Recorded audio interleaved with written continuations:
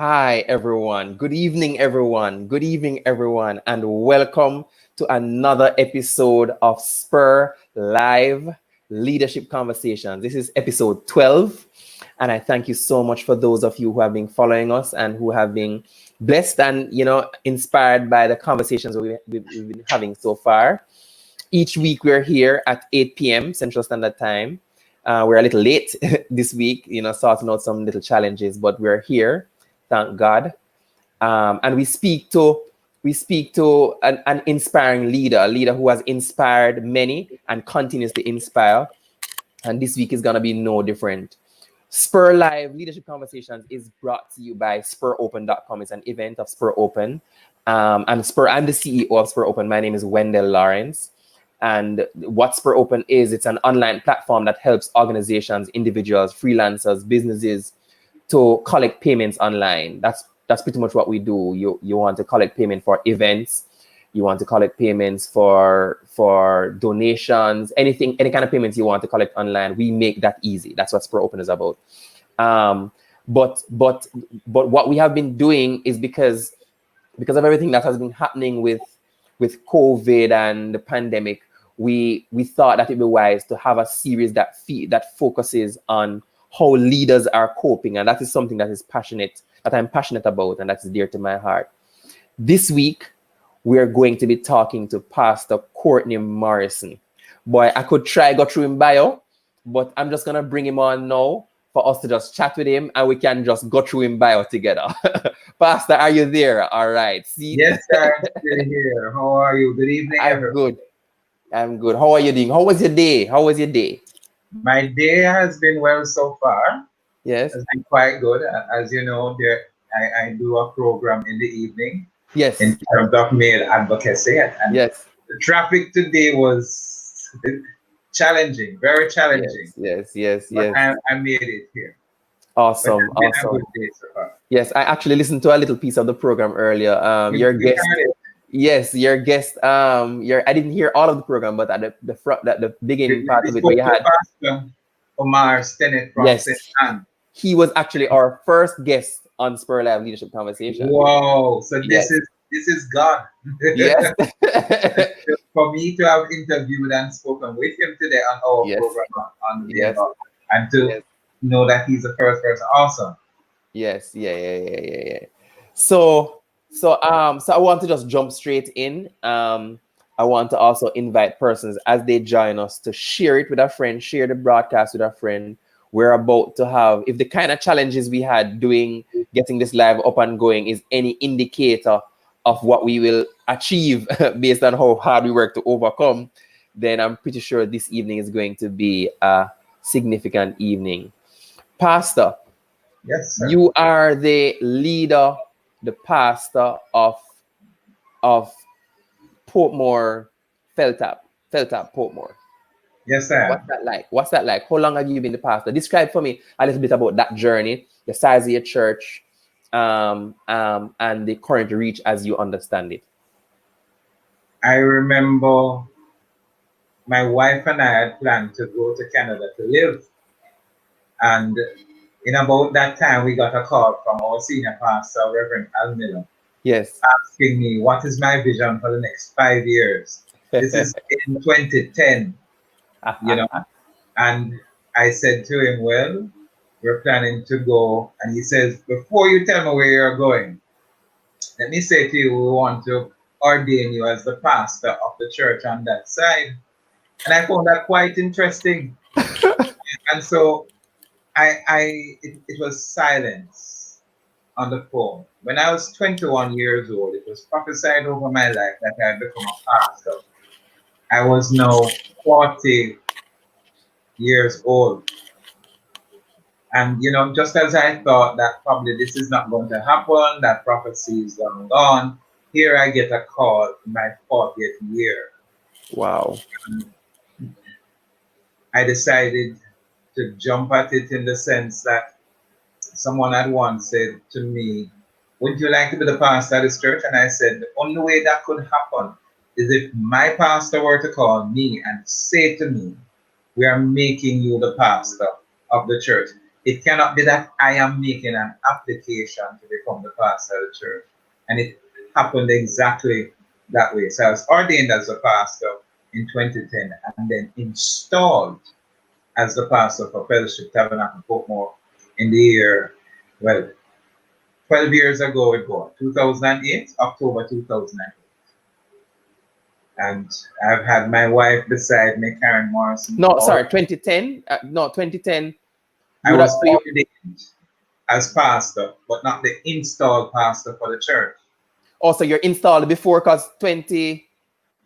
I No, don't get the timeline. Oh, sorry, I got it wrong. 2008, I was ordained as pastor. Okay. 2006, sorry, and installed in 2008 of October. I'll follow you. Okay. Cool. Okay, cool. So what's the size of the church? What's the size of the church now? Currently, we have two services before COVID. We intend to go back to 2 services in August. Between the 2 services, approximately 300 persons. The space that we have can't accommodate more than 150 at any one time. Nice. But we started out as a very small church. First, it was an ecumenical area, 4 different churches serving here over this side. And then Fellowship Tabernacle was given the go-ahead. We had about 20 persons, if that much, in the beginning. And we had pastors such as Pastor Rudolph Briscoe, Pastor Warren, who served as pastors on this side. The first 2 set of persons were on this side, Dennis and Lloyd Reed, and then there was Robinson, sorry, Dennis and Lloyd Robinson, and Cheryl and Kennedy Reed, followed by Pastor Rudolph Briscoe and Pastor Warren, and then I was ordained. So we have been on this side for the past, this year actually, August the 2nd coming up. Yes. We started August the 2nd, 2002 on this side. So we turn real big people now, 18 years old.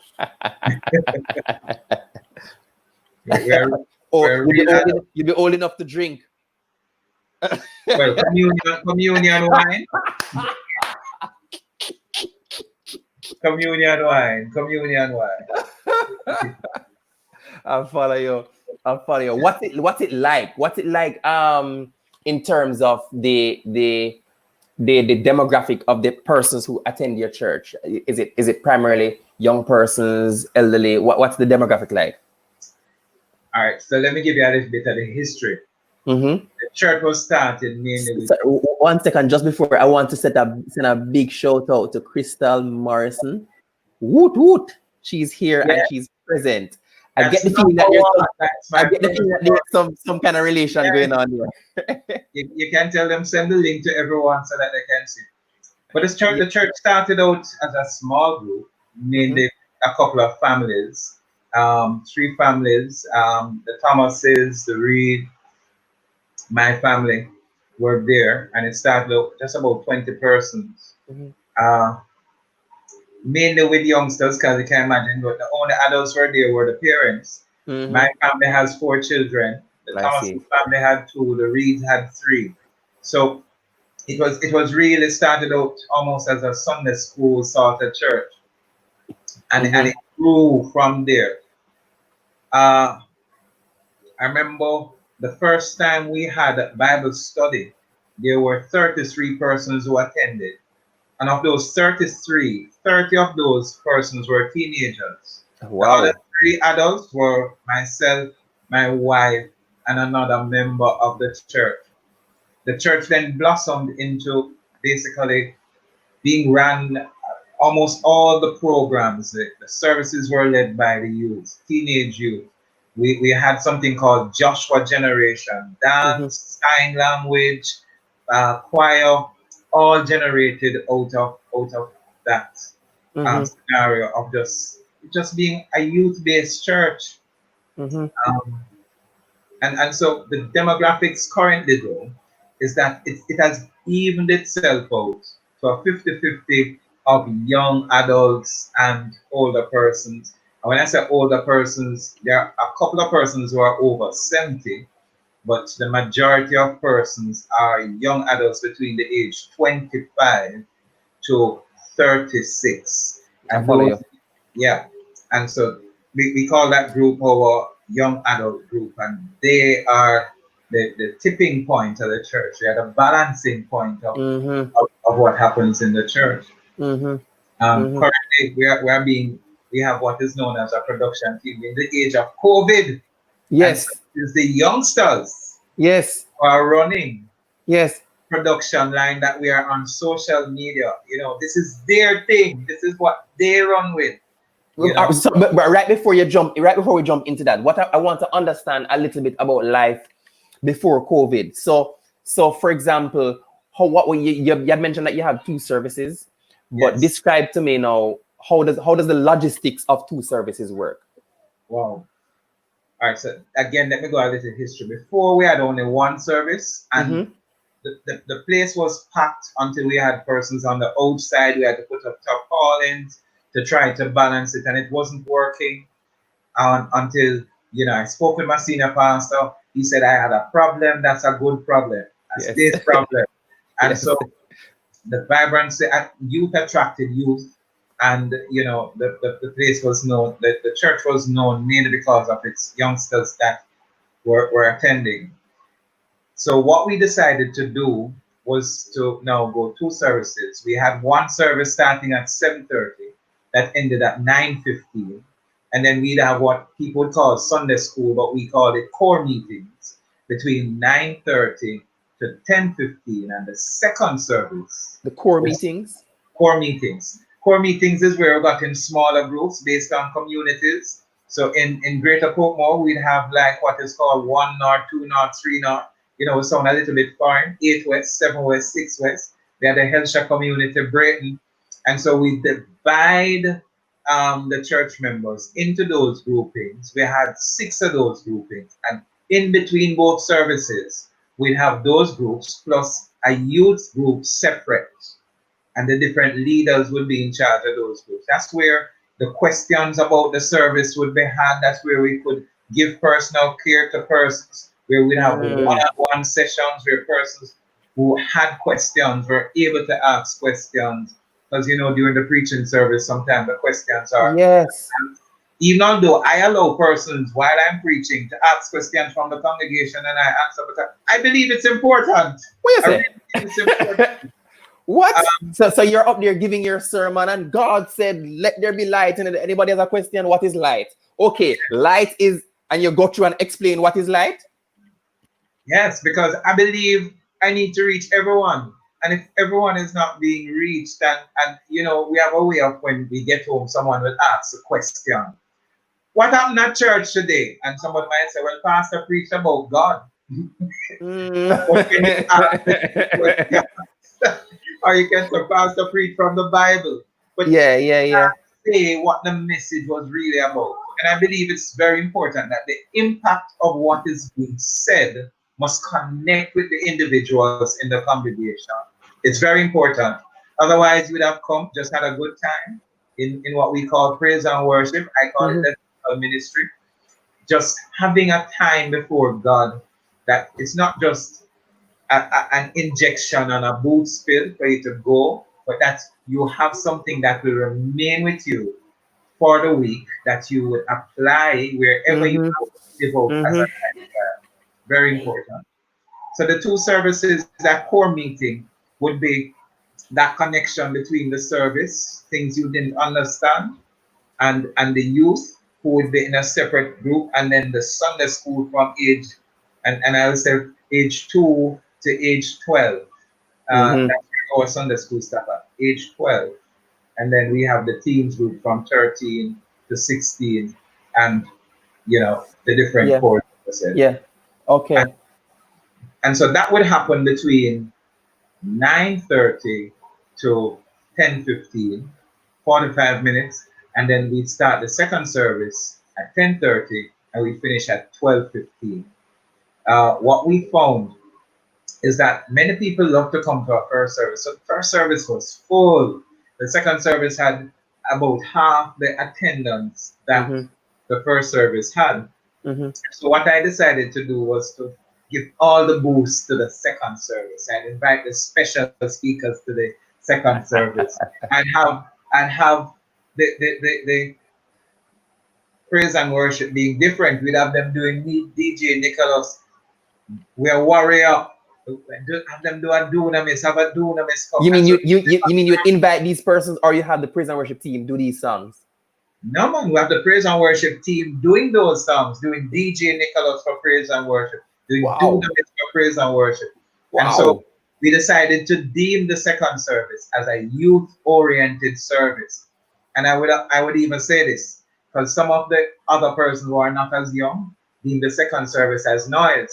So I'd say in the first service, if you can't relate to noise, the first service is yours. It's The yours. second service are It's those the who want. noisy service. Oh, listen, I said, those are those who want to go to heaven because you're the noise in heaven.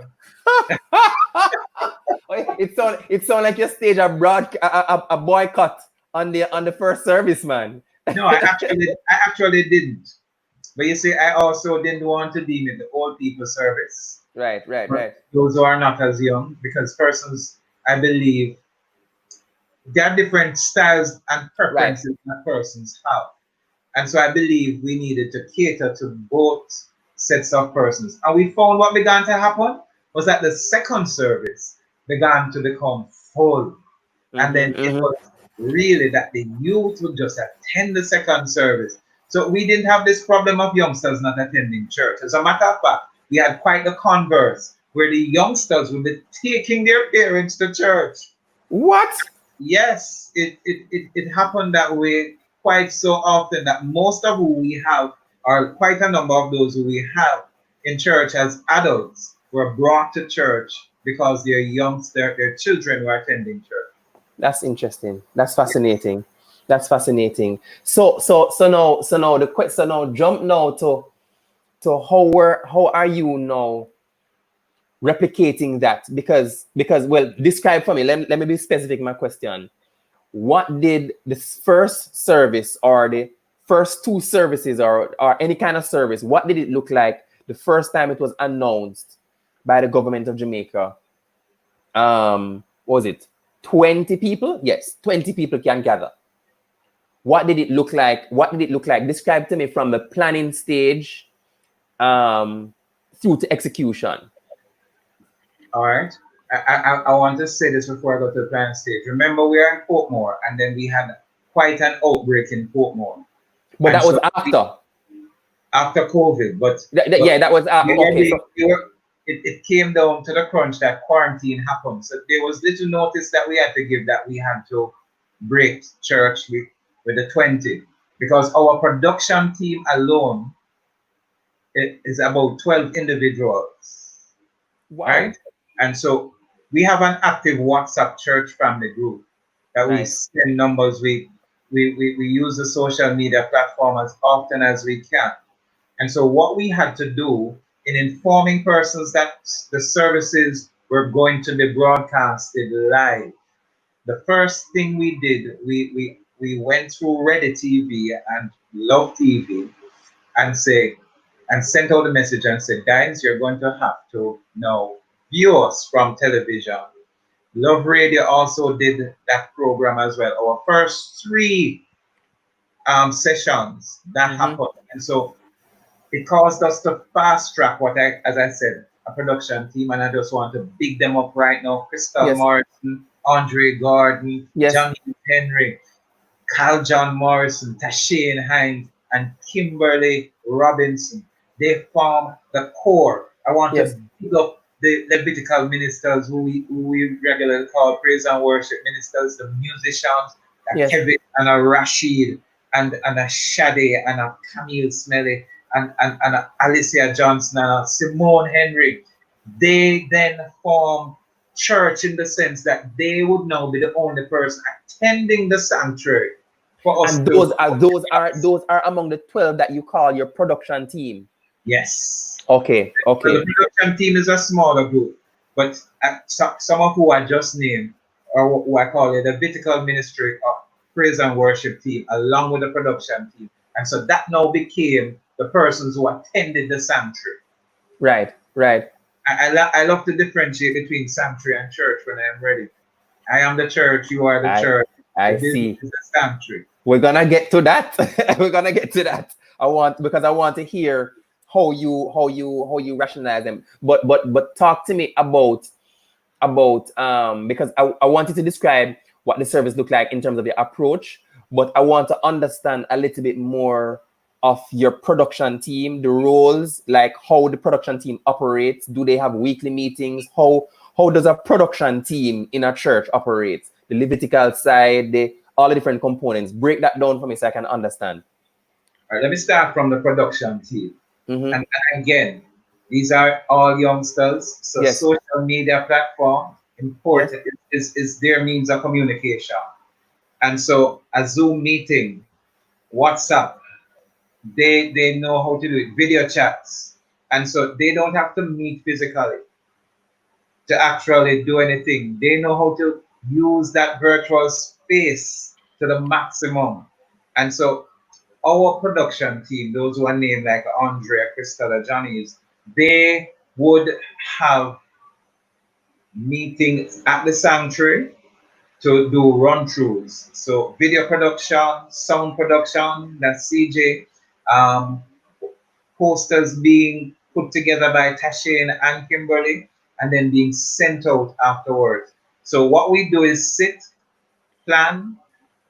Johnny is in charge of the Levitical ministry. He would gather those singers together, and we can only have 2 or 3, especially during COVID, Right. because of the 6 foot apart. And then he would coordinate. He would now be the link. Himself and Crystal would now actually be the link between the production team and the Levitical ministry, which is what you're seeing happening on the television. The production team in the background. One second. When you say you'd sit and plan, this is a planning that involves you as the leadership sitting down with the production team planning. What are you planning? You're planning or the execution of the service, or you're planning. Describe to me like what one of that planning session looks like. And you are right. It is done in connection with me, and as I told them, I'm 54. You are the youngsters. I'm fitting into your program. Mm-hmm. And so what we would do is look at a program outline, look at the time that each item or session is supposed to last. Mm-hmm. We'll have someone who also informs who is to come in. For example, if we're doing a communion service, Right. we would have the pastors doing communion service, the deacons. Now, what we would do, because of how much we can accommodate in the sanctuary, 20 at any one time, we'd have persons, like how they do this visa application. You come 5 minutes before your time. That's exactly what we were doing. So you come 5 minutes before your time. So Mm-hmm. that when it is your cue, you go up, you do your part, and then when you come down, based on only having 10 on the outside as well, you can either remain if you are within the ambit of 10 persons, or you can actually go home and finish viewing the service. And what we do is invite persons at home to have their bread and their wine at hand, and would be ready to take with us, and we give instructions via the broadcast so that they can have it. And so the church, some people thought was closed, but it actually became the church deployed. Yes. We encourage persons to build altar at their homes, family worship together while you are with us on social media. And we found that was causing, increased fostering of good relationships at home, family ministries, devotional times, and then it just exploded into what we see today. Even just Sunday gone at our service, again, it was such a magnificent time in the Lord. And just like as how we were having problems today for this program, every time there's a service that's about to happen, I don't know if you know what is called vmix. You have to use that. I'm not really understanding it. It's not my thing. Yeah. That just went awry in the middle of what we're doing. And then we tried another program called OBS, and when it looked like it was recording fine, when we did the broadcast, it was double imposing on itself. And we're saying, Wow. God, what is all of this? But I have a team who is not only committed, but they are caring, and they don't seem to crumble under pressure. They seem to handle pressure quite well. As a matter of fact, they seem to just grow in pressure. And Yeah. they inspire me. Trust me, they Yeah. inspire me because I know if it was me, man, when I became past that age 40, I boasted I didn't have a single strand of gray hair. Mm-hmm. Now I'm trying to find the black hair. They, they, they, I'm sure, Yeah. have been learning their character being molded and built daily and weekly. We just had a week of fasting and praying. And so that as well, we broadcasted every night at 7 p.m. And that went very well, I believe. Again, the youngsters were the one who did it, you know? All right. Let me ask you this. Let me ask you this. Your church, basically, how your church operated before COVID, you had the two services, The and two. you were targeting a lot of young persons. Young persons were drawn to the nature of ministry, nature of the ministry that you offer there. How did you translate that now to online? So, for example, you had praise and worship, where you're doing the current stuff. You're doing the DJ Nicholas, the Dunamis, you're doing the hard hitting, current engaging stuff. Now you're on social media. Now services are being streamed online. Yes. How are you competing, if I may use that word, with the attention for the attention of the same young persons who were already online and who is living online, and we know online is a space for the content for young people. So now there is a direct competition, so to speak, for your target audience. How are you addressing that and formatting your services now to fit online? All right. One of the very first thing, and I just think that's an excellent question. One of the first thing is that basically, even in the broadcast, apart from myself and my wife or a couple other pastors, on the broadcast, what are you seeing? You're seeing a youngster at the drum. You're seeing a youngster on the bass guitar. You're seeing a youngster at the keyboard. You're seeing the three youngsters doing praise and worship, or as I said, Levitical ministry. And you're seeing a balance in between. Mm-hmm. But one of the things we did, we gave theme to Sundays. One Sunday we called it Wakanda Sunday, African praise. What? Oh yes, we did. Oh yes, we did. You went there. And again, what we did was to do flyers and send them out. We launched it on our Instagram page. We launched it on our Feltab Portmore Facebook page. I put it on mine. I encouraged the youngsters and those attending at church to put it out there. Another Sunday we had reggae praise, and again that was Nice. different, you know. And Dunamis does live near our church, and so he comes every now and then. Mm-hmm. You know, we have J Project who attends, Shaki, who is known as Lucas Music. So we have these youngsters themselves who already have what I would call a fold out there. You know, they are Yes, shepherds yes, themselves. You know, they seem to yes, come. yes, yes, yes. And so Kina says you're thinking outside the box. yes, and when you look on our viewership on YouTube, what we used to have as services, even with the two services combined, when we look on viewership on a Sunday or what's happening during the week or persons reviewing because they didn't get to catch the service on a Sunday, is wider viewership than what we had when we were having persons physically attend the sanctuary. Mm-hmm, It's mm-hmm. amazing. We were having people from Bahamas, the Wow. UK. We were having one judge, a judge actually called me and said, I am now an online member. So What? we are not afraid to speak the hard messages, ask the hard questions, talk about Black Lives Matters.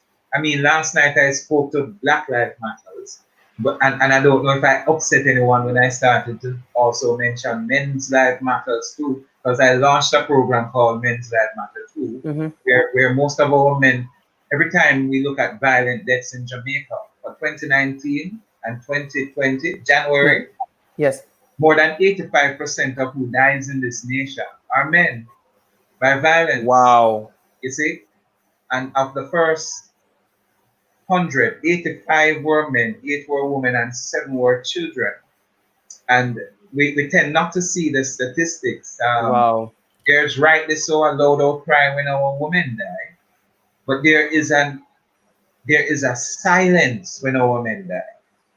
And it says we have either become desensitized to our men dying. Oh, another one that, oh, they are the ones causing the problems anyhow. They are the one perpetuating the crimes. They're the criminal. So if they die, it's almost as if we're not saying they're somebody's children, someone's brother, someone's uncle, someone's cousin, someone's spouse.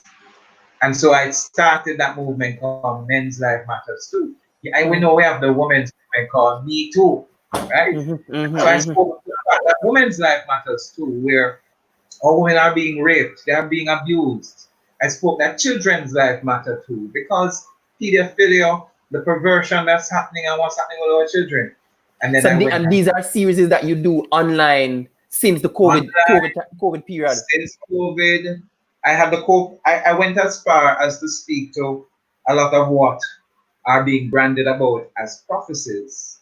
I actually went into talking about Deuteronomy chapter 14 and 15, where I said, I've never seen such a great plethora of prophets emerging and so many persons being called prophets in these times.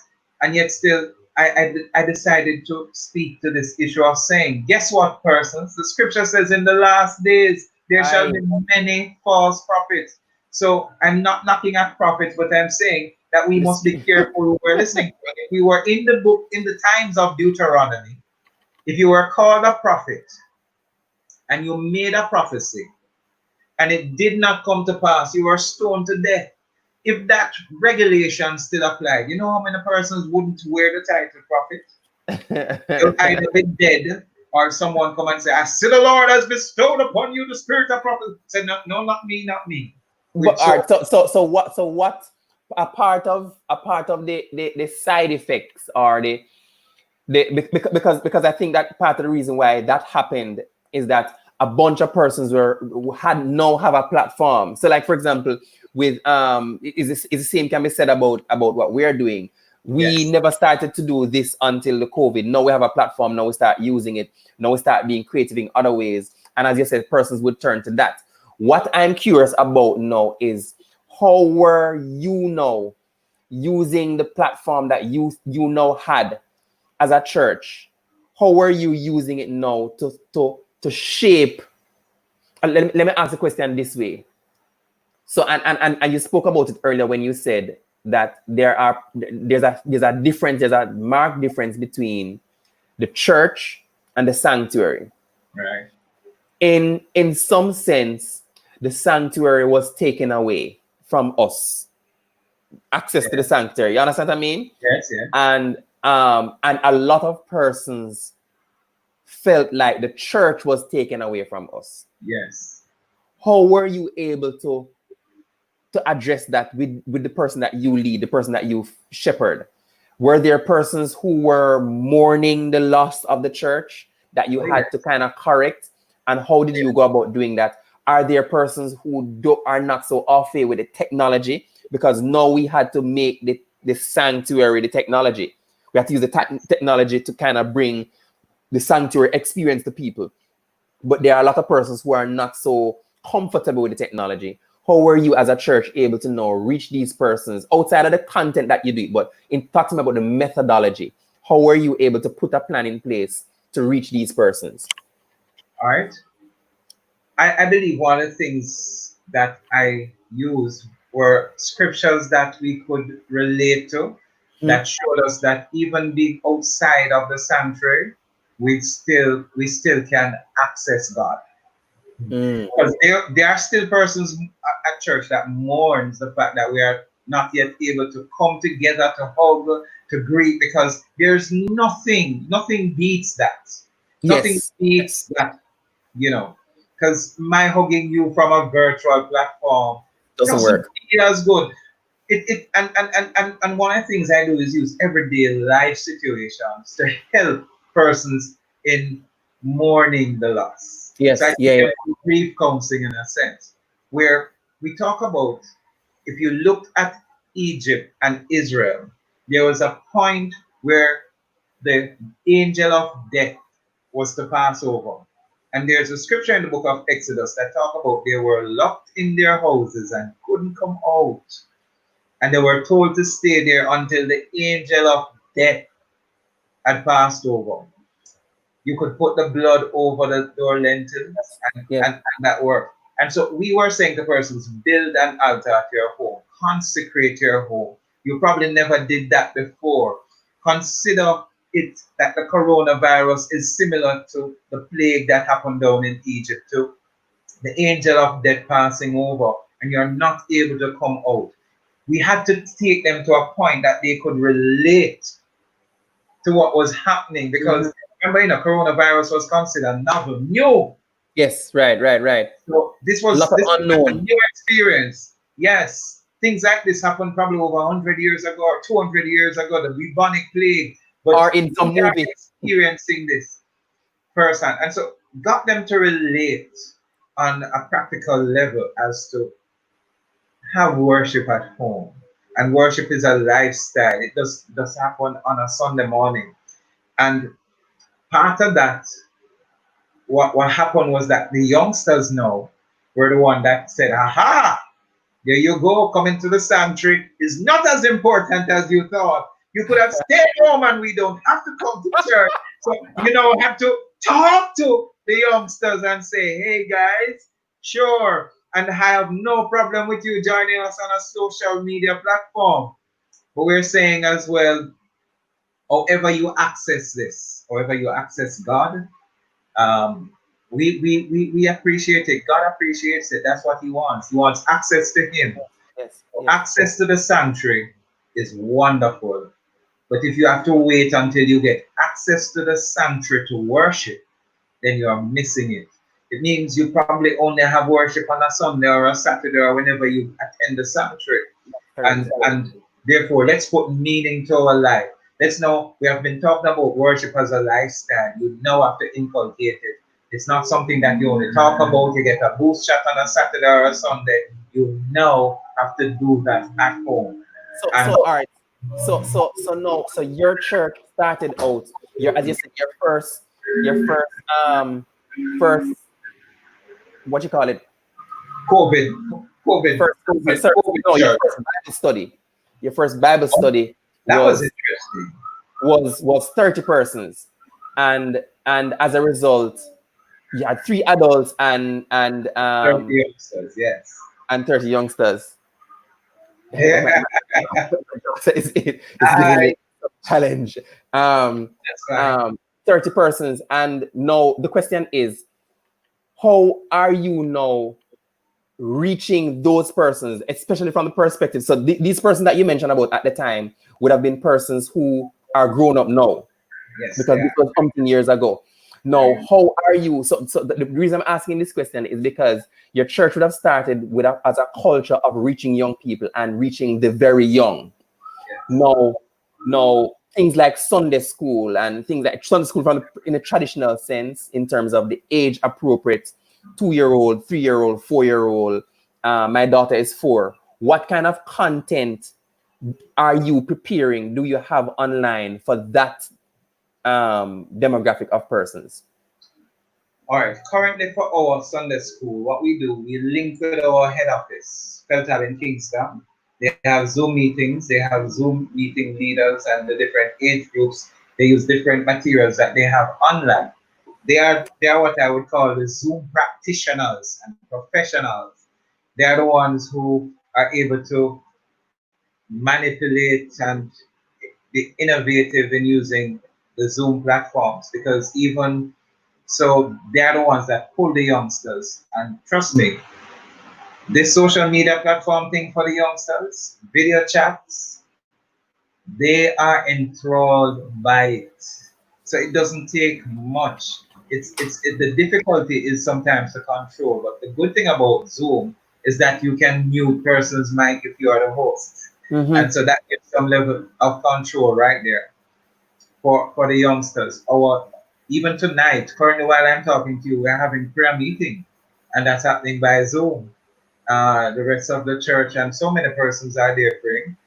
I wonder. Right, but what I'm trying to understand, what I'm particularly interested in is because that works, and that is there are a lot of persons that are doing that. But what I want to understand is, are we doing anything for the children who have a shorter attention span, who are hands-on, who want to touch? Like, for example, my daughter, when she's doing school online, like they have to reduce the length of the classes. The classes are normally excellent. Now they have to reduce it because the attention span is so small. Right. And if the teacher is not in front of them or touching them on their shoulder or holding their hands to write the thing or whatever it is a different impact. Currently for us, that's a challenge. Currently for us, that's a challenge, a serious challenge, because our youngsters between that age group 2 to 12, we're having a serious challenge in reaching them, in getting them on. As you just rightly described, you may have to have the program shorter, because they can really touch unless you're going to employ strategies online where they can actually touch something. Right. But that's a real challenge and struggle there. Yeah. We have been seriously challenged as to that area. Because I say we have basically linked only with our Kingston chapter for them to provide that to this side of Felton Portmore.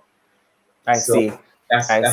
We do have well, I do believe that as the conversations continue, the chat is fully engaged. As the conversations continue, I think as the kingdom, we're gonna figure it out, because I believe that is one. And I guess because I have kids at that age, and there are a lot of times we struggle for content to engage, for meaningful engagement at that age. So they get left out a lot of times. And even myself as a content producer from the church perspective, I'm probably what you'd call in your church part of the Levitical ministry. ministry. Yes, you are, sir. Yes, you are. But even the way how we prepare content, it's not the same for the kids, but we'll get it. And I think as you said, there are a lot of persons that are challenged where that is concerned in terms of executing that at a high level. There are persons that do it, like for example, even my church, and I'm pretty sure there are persons in your church that engage, but just in terms of creating that kind of system to do that engagement. One of the things I would suggest, Wendell, is if we have other churches who are probably watching or listening, yes, and they have developed material or developed a style that an can approach with that age group, share it. One thing we have to learn from this era of COVID-19 is that I can visit 4 churches on a Sunday without leaving my house. Yes. And so we probably will have to review what we call church membership. We probably have to review, what that's a very interesting thought. The church, and really recognize that COVID has shown us that some of the things that we deemed as high on the priority list for being at church was really and truly not there. It was fluff. It's fluff. Us, yes, to now getting to the meat of the matter and dealing with those things that really needed to have been dealt with. I find it fascinating. You watch what's happening on churches on social media. The church used to bash social media quite a lot. We used to pastors, Yes. But guess what? We are using our main tool of technology, and every time history repeats itself. Yes. I learned that radio and television were first offered to the church, and they refused it because they thought it was of the world. Can you imagine if we had those things, how other big networks would be trying to get onto what we have, and we have failed to recognize that they are tools of evangelism that can never be underscored. The importance of them are so vast, because one thing I learned long ago was that when you have a Facebook page, and the research show that over 350 persons on an average will view your page daily. That's greater than the size of most churches. Mm-hmm. Then therefore it is important what you put out there on social media. It's very important, the image, the message, what is it, who is it you're trying to reach, your target audience. Yes. And I never targeted youngsters. What I do and what happens at the church is that I feel I allow the youngsters to express themselves. And you know what taught me that? When I was a youngster, I became a part of Jamaica Youth for Christ. And the church that I attended, the youngsters were not given leadership roles, and they were not able to speak much or do any of those things. And Youth for Christ offered me that platform until I became director for Kingston Chapter. And I recognize that's important to give that platform to the youngsters. They are Yes. the innovators, they are the Yes. creators, they are the one with the energies, they are the Yes. one with the know-how. And Mm-hmm. so this COVID period and beyond, post-COVID, I'm hoping that pastors who believe that we need to take that pulpit every Sunday will relinquish that position. All right. I'm So here what myself- I want you to do. Here what I want you to do. I want you to just give a short encouragement. Mhm. No, to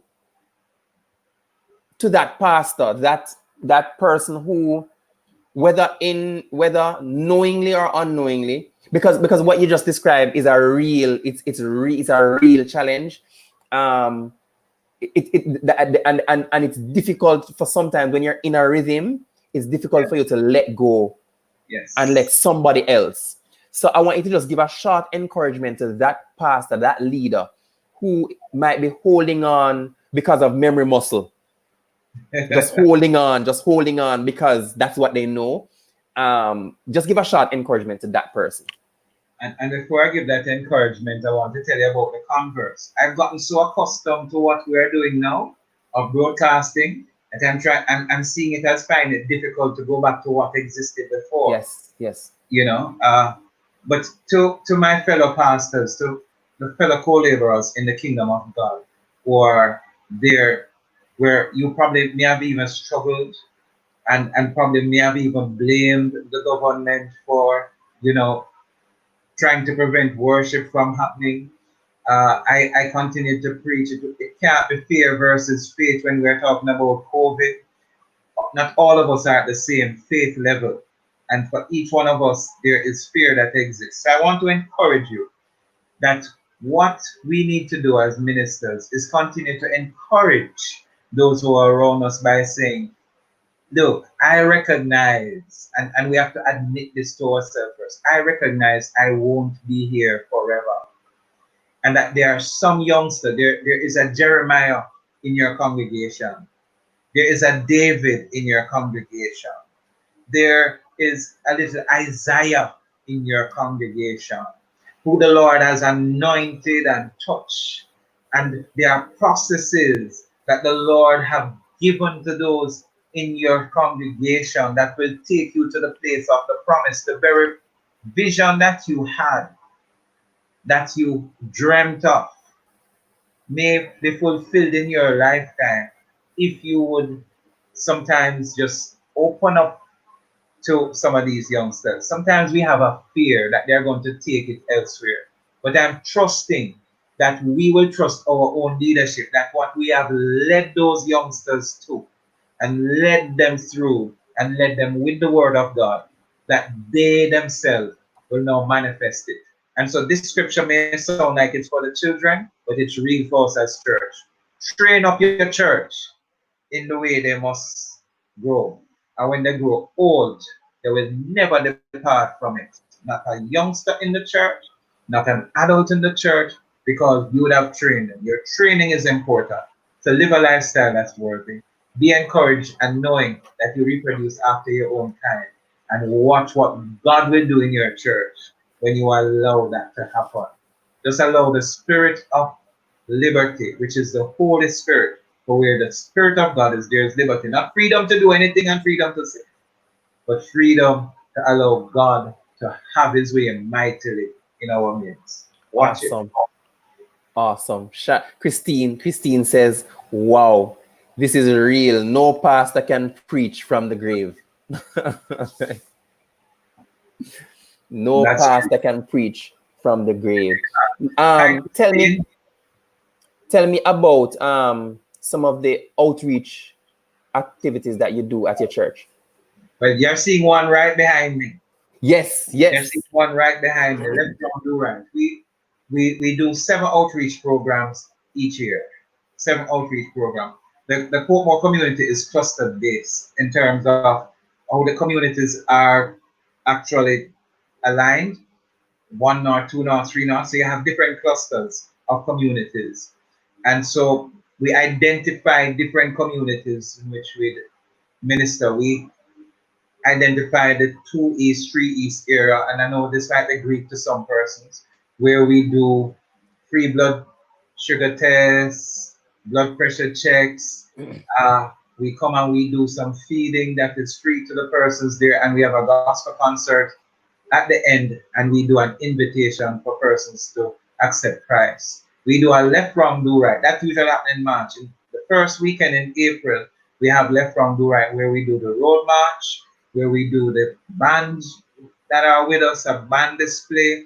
We have an expo where we display some government services that are there with us to showcase what they offer, and we have them come there to offer it free to everyone. And then at the end in the night, we have the grand gospel concert, which have been graced by some of our wonderful ministers. Prodigal Son, we have DJ Nicholas, Ryan Mark has even preached there, Kimola Brown. Lord. Yes, she ministered a powerful night. We have had dance ministries, Lord Dance Ministries, Praise Academy of Dance, and we run a football program in July in the summer in a community called Daytona, where we minister. Before the football program is part of the left, wrong, do right. It's one of our outreach program where we have a football competition and a netball competition. Tell me why. Tell me what's the why for left, wrong, do right. Why do you do it, and why do you keep doing it? Because I've known about this for years. I've seen this happening for years. Why do you keep doing it? It's been happening for 8 years. Started 2012. And it actually came out of a call. I was in my office, well, not in my office. My bedroom was my office those days. Yes. I was just drawing on a paper, and I drew the shape of a T-shirt. And somewhere on the T-shirt, the words came out: left, wrong, do right. And I said, what is that about, God? And he says, listen here. Just as Nehemiah and the walls that surrounded Jerusalem, there were 10 gates. I'm appointing you 10 points in the Portmore community to march around, and you're to march around the entire community, and then you're to end up at the roundabout, which is actually the center of Greater Portmore. And then from there, you're going to release a shout, and you're going to release a praise that will emanate throughout the whole of the Greater Portmore community to affect it and to change Greater Portmore. And I was like, whoa, God. And he says, yes, left, wrong, do right. In other words, take the wrong out of the situation, do what is right. And so it mainly addressed social ills, because in Portmore, the houses adjoin each other, but yet still somebody can rape somebody next door and you say never hear. That's like wrong. That's totally impossible. So God would have it that it originated. There was an empire that existed in the year that it started. And we have a part that is called the prophetic concert, where what we do, we have a season of prayer just before we enter. And I remember the very first year, we declared, no empire shall remain in Portmore except the empire of God.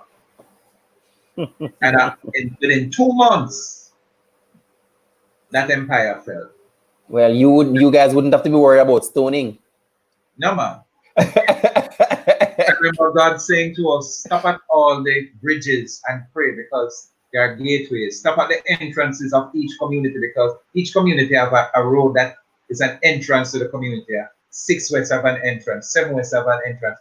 Stop at each and pray. And I'd gone to the churches in the Portmore community to come on the march. That didn't work so well. It started out well and then it dwindled. And then the Lord said, go to the schools. And so we went to Ascot High School, Greater Portmore High School. We went to Waterford High School and Cumberland High School, and they became the bedrock. And so we were now part of the school's program. My wife has encouraged me and continued to encourage me that we have to do a left, wrong, do right curriculum. We already have 2 tenets on it. What is wrong cannot be right. So left, wrong, do right. What is, and so we're putting some things together. We go to the schools, we help with mentorship. And then further to that, the Lord had a young lady, Tina Brown, who used to work at Love, who wanted to revive Dandy Shandy. And so through Left, Wrong, Do Right, Earth Brown Creations and Left, Wrong, Do Right. Yes. I know. Doing Dandy Shandy, where we have Ascot Primary, we have Port Henderson Primary, Belfast Park Primary. One year, one school also starts off, so we never invited them. And so we have invited a number of other schools. Last year we invited Bridgeport High School, and we invited 2 other primary schools to enter into the competition. So you know what's the $1 million question now? What's that? The $1 million question is, what does Left, Wrong, Do Right look like post-COVID? Post-COVID, can I tell you it's already being planned? It's happening the 7th of November. It's happening. All right. So spill the beans. Spill as much as the beans as you can. I know you're still in planning stage. I know you're still in planning stage. Let me tell you what I'm interested in. I'm interested to find out, how are you planning to leverage technology and the space that the space that we have been forced into? How are you planning to use that now to capitalize, to create, to transform what you had before into something bigger? Or I don't know if I'm using the right words, but you understand what I'm asking. Yes, it's going to automatically assume a wider viewership by social media. That I can guarantee you. Right. We have been in dialogue for all the years. It is, well, not all the years, in the last 4 years, to be exact, GT Sound have been who has worked with us. And GT and I go walking on the hills in Portmore. And so we have been in dialogue. Okay, you win. Yeah, the virtual studio. And so we are in dialogue working on it already. Nice. Yes, I have spoken about it and trying to even make the platform larger for November 7th. I'm also in dialogue for the concert. It has always been Love 101 FM. That's where I work. Yes. And so I'm already in dialogue with the marketing department as to how we're going to be doing that, because we normally broadcast for 2 hours between 7 to 9. And so we are looking at that currently to see how best we can make it work and have it happen. So that even if we haven't gotten past COVID, or even if COVID is still happening, or let's say COVID has died, it will still have a virtual platform. Right. For the March, I have already spoken with someone for us to do Left, Wrong, Do Right mass. The ideas keep coming, and there are the t-shirts. Person I've been asking over the years, why don't I sell the merchandise? I have not heard God say to sell it. And person, why do I make the extra free? Because God has never told me to do anything else but make it free. As a matter of fact, coming up again in November, we give 4 schools scholarships of valuing $25,000 each. I want to thank those who continue to give to Left, Wrong, Do Right, so that 100,000 can be realized. Yes. We give to the high schools, where they would give a 5th former who's doing examinations, and now it has been open to 6th formers who are not able to afford the fees, even with that are left after the government subsidies. And so they choose, the person must show potential, but they must also, it must be that they cannot afford. Too many of our students have not been able to sit exams because of affordability. Right. And so we afford 4 students, one from each of those 4 high schools were involved with over here, Ascot, Cumberland, Waterford, and Greater Portmore High School. And can I tell you, Wendell, it has been tremendous. I remember the testimony of a young girl who would sell with her mother out in Spanish Town. And that's where she'd have to study her book. And she was one of those persons that received that scholarship award. Wow. That's what the school gave. And Wendell, she did excellently. I mean, the entire school was overjoyed. At Ascot High School, we have 2 youngsters who are now in university. They couldn't afford the examination fee, and the school did something. They called me, and my daughter is always at my right hand, Crystal Raymond. And so she was there. They made the present. It was a surprise. They invited me as if they normally were inviting me to do a devotion, and then presented me with a plaque. It has really been rewarding to see these youngsters, and we really, really want to thank persons, Mr. Wholeness, Lady Heather Boyd, Mr. Ross from Greater Portmore, Lady Marie Nelson from Cumberland High School, and the present principal, Mr. Damian Henry. The principals of the schools and the vice principals have been a bulwark of strength. They have been there to give the program support.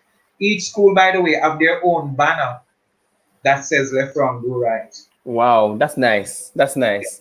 That's nice. I'm looking forward to see how you move that into the space, into the digital space, because it's gonna be exponential.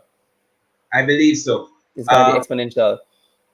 I really believe God wants to move it to a place. I'm about to tell you of a testimony. Right here in this office, I was sitting down. Last year, I was going off to China, and I didn't see sponsorship coming in. I didn't think it was going to happen. The money weren't flowing to make it happen. And I bowed my head in the office and said, God, I'm not going to be doing this year. And that was the one that happened November just gone. And he put me on the ground and he started to point out to me other programs and said, which other program, outreach program do you know that has lasted 7 years and it's done twice per year? Because the program is done the first Saturday of April, depending on where Easter fall, and always the first Saturday in November. Which other outreach program for a community that is free to them, that we have known, have had 14 consecutive stagings that have impacted the community so much. And all I could do was just lie down on the ground and ball inside the office.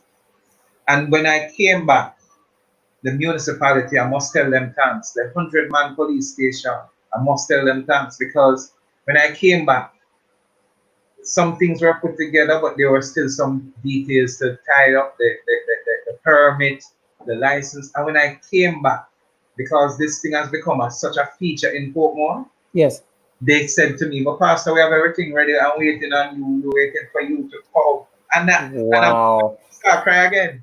I know some love bar. And so it happened, and it was awesome. It was awesome. Yeah. I want to give thanks to people like St. Matthew. I want to give thanks to DAJ. Can you imagine DAJ has left France 2 November and I've come. I want to give thanks to Pradi, the CEO, Pastor, Prophet. Big up. You really have supported.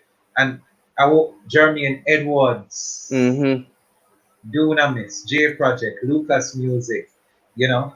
I haven't seen these persons in quite some while. Jason, J-Dat. Yes. They were the ones who, for the first couple of years, who were the man. I remember quite well. Really want to have that reunion. So spill some more to be. Really want to have that reunion this November. Because the April experience, we call it the worship experience. And the November one, we call it the warfare experience. Hardcore reggae. Wow. Paul Barkley and Catalyst Crew. Yes, man. Yeah, man. You get in trouble because you start calling names, because I know some names where you're not call yet either. I still remember Denise, right? Yes. Who passed. Yes. She was prepared.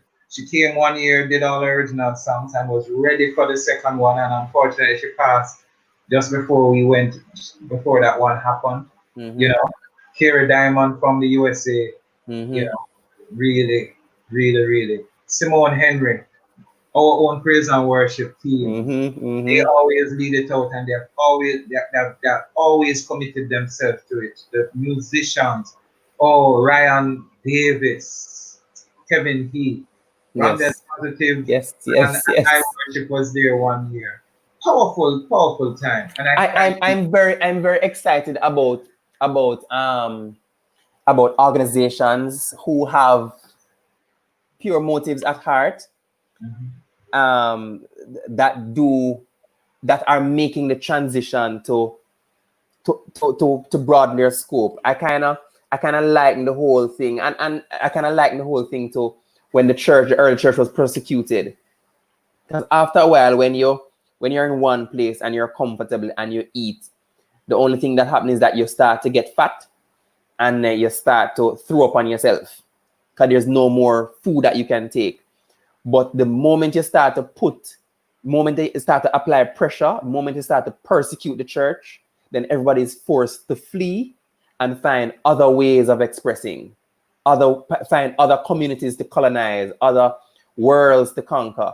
So I think that this whole COVID, even though there are a lot of persons that suffered and a lot of persons their lives that were affected, persons died, I think that there are components to this whole COVID thing that brought growth It and did. brought productivity to a It lot of did. organizations, a lot of churches, a lot of individuals. I know Nadine is always even teasing me. She, saying that, boy, it take COVID to make you start to do this a long time. I tell you, say you shouldn't do this when they make COVID for you start. So it's like this whole COVID. So I'm looking forward to. Has she started hers? Yes, I'm seeing like I can't get her off my feed. um, but I'm looking forward to like even a movement like Left, Wrong, Do Right being able to transition in a very unique way, like in a different paradigm. Because one of the things, and this is what I want you to speak to or comment on. You may not necessarily be doing it now, but this is what I want you to speak to and to comment on. There is a difference between taking what you're doing and filming it and showing persons online and creating content for persons who are online. I think that part of the mistake or part of the thing that us as creators do is that what we used to do before COVID or what we used to do before now is that what we do is that what we used to do before now, we film it Yes. and play it back online or broadcast it live online, which I believe requires a shift in the paradigm, in the thinking. The content needs to be created for those online.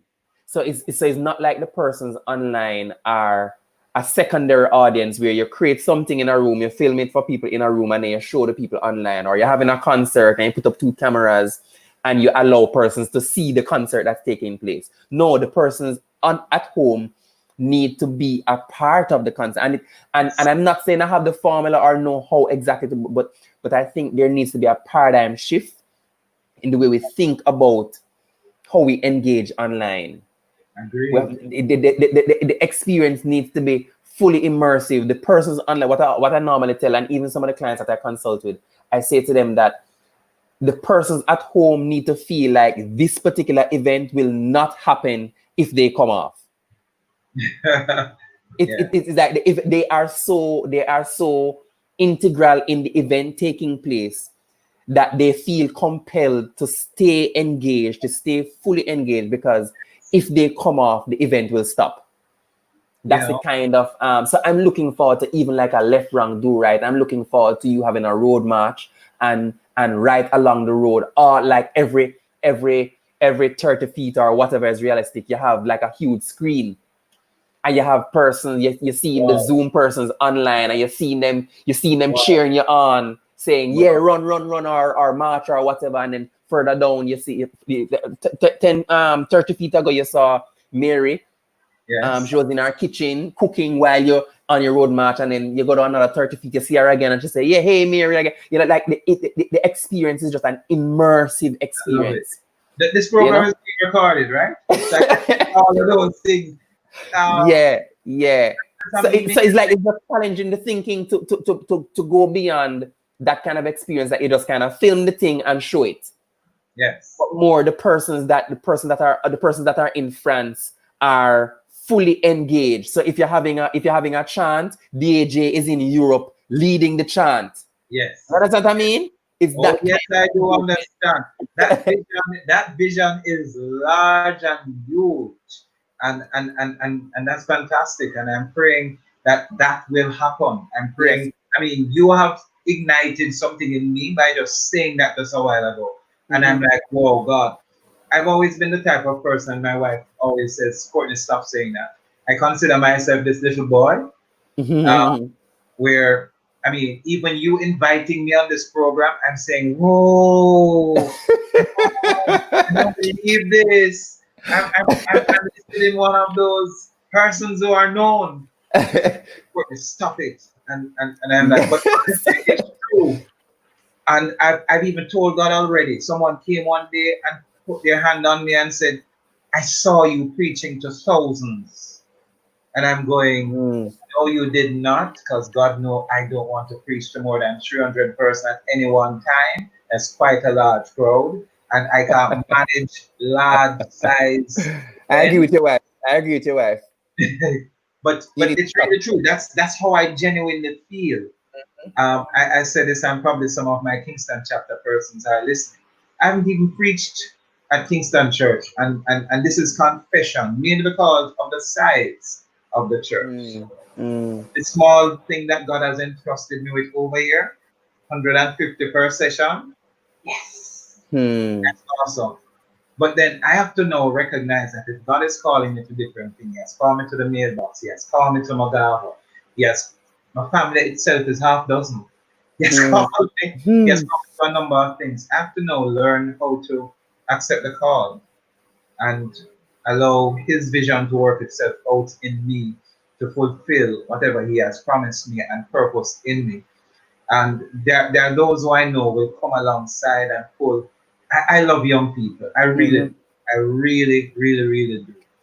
For me, they're easier to work with in the sense that if they're gonna stab you, you're gonna know. Yeah, If yeah, they yeah, love yeah, you, you know yeah, that. yeah, yeah. But then you know what to work with, as opposed to the person, the individual who is not saying anything, and you have to be trying to guess how to navigate. It's difficult. Yeah, yeah. And so they are honest, they are genuine, they will honestly tell you what they have without Yep, hiding. yep. And I love the millennials, as they call. I don't like the tag. I don't know why they tag them millennials. I hate the word, right? There's a resilience in them, and they know I've cussed them already and said I'm doing a backbone. But I've recognized that, the apology need to go forth to them, that Yeah, it's a different kind of backbone. the truth is that while they may not have been exposed to slavery, we can't now say they are not resilient, Yeah, because they are seeing now that once exposed to the tough situation, it's yeah, already in them. And yeah. that's what happened to our generation. We were exposed to it and it came out. And that's Yes. the same thing. It's in them. As a matter of fact, they are our inheritance. So it must be in them for it Yeah, to come out. And yeah. so I believe the Lord calls so many youngsters in the scriptures, as I mentioned, Daniel, David, Joseph, all of these little teenage children. Jeremiah, don't call yourself a boy anymore. He had a passion that was described as a fire shut up with. What is that vision that you have inside of you that probably someone may have told you not to do? And I hate the term haters. I don't like Christians using it. I don't even like hearing it. What and even sometimes when we are saying, let no one tell you that you can't do it, it almost sounds like we are cussing with them. Just know for yourself that Yes. God have given you something, and even if someone tell you something else, you know, Yes. you must Yes. know what God have for you and just walk it out. Yes. Don't pay Yes. attention to the distractions. They say, oh, that's what God wants for you. I love you too, you're fine, but this is what God wants Yes. from me. And that vision that you just gave of left wrong do right. We also, as I was saying, in Daytona, we do the football program. We call it Run a Boat for Jesus. What we do is that we prepare food for at least 300 persons, box on 300 persons. So on the day we have the football competition, the netball competition, we give them that, we give them drink, we have soup, you know, just that nice thing. Yes, yes, yes. And the competition goes, and when the competition happens, at the end again we have a little concert, and then again we give the call. Let me tell you how impactful that was on that community. One year, one of the politicians, one of the councillors came to that community and said to them, look here, we're having this big bash and thing, you know, I want to have it on this day, and that and that and that. So make certain so and give it a day. And the community told the politicians, the church already have that day, and nobody else cannot get that day. For me, I was like, wow, when I heard that. And I'm saying, impact. Oh, there is impact. And at Ascot High School this year, 2 youngsters died. They were shot to death, and you know, one of the person they called was us, because we are part of the school. So we came the same day the JTA president came for me to speak to them, to speak at their graduation. Greater Portmore High, Cumberland has asked me to be a part of their board of management. And so you're finding that the impact is happening. And one of the greatest places of influence, Wendell, are our youngsters. If we influence our youngsters, then we have adults who can influence rightly. Right. And it's very important to do that. So this COVID era, the youngsters never on the thing.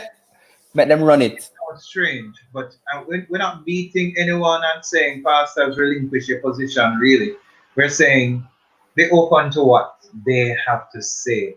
Most often they are seeing sometimes even far more clearly than we are, and we just need to recognize that and allow it to happen.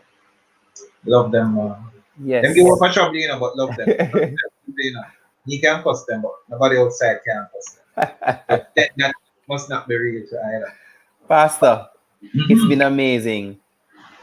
We are gone an hour and 50 and 16 minutes, 17 minutes. That's what happens when you meet up with pastors, you know. Thank you so much, Pastor, for your time. Thank you so much for being here, being our guest. Thank you guys for participating in the chat.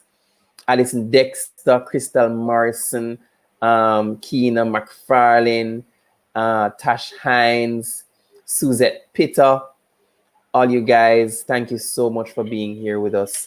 This has been a very interesting conversation. I'm looking forward. Sorry, yes. Right. No. I want to say something before I leave. I just want to give thanks to Reverend Al Miller.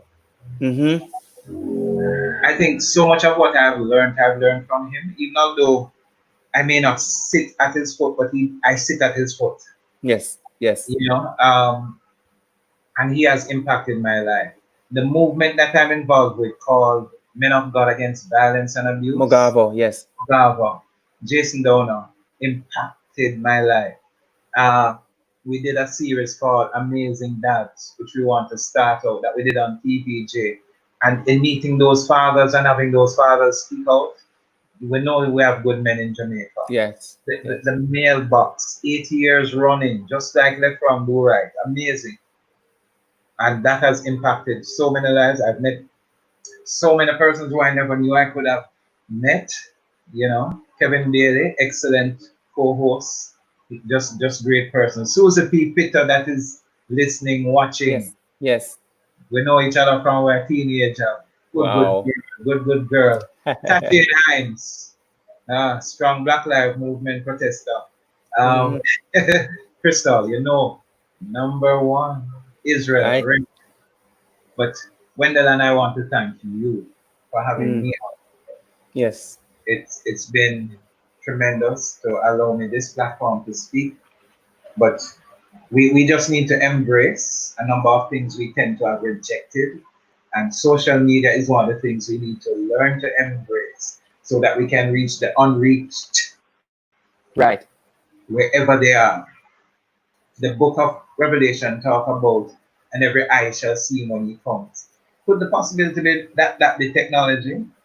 I don't know, but the truth is, God is an omniscient God. He can be everywhere and everyone can see him at the same time. But it's also true that technology allows us to be in the global market, seeing everyone where they are at the same time that we are at there. You know, so Yes. amazing stuff. Embrace it. All right. Great. Yes, man. Thank you, Pastor. Thank you so much. Oh, my goodness. The audio kind of sounded Can like I there say was. this? Happy birthday to my wife. Saturday is her birthday. Yes. Karen Morrison. On the 18th of July. She will Happy be birthday. 53. I thank her for my 4 wonderful children, Crystal, Candice, Camelia, and CJ. I thank her for being her and being there for me in the bad times, the good times, when I do good and when I do foolishness.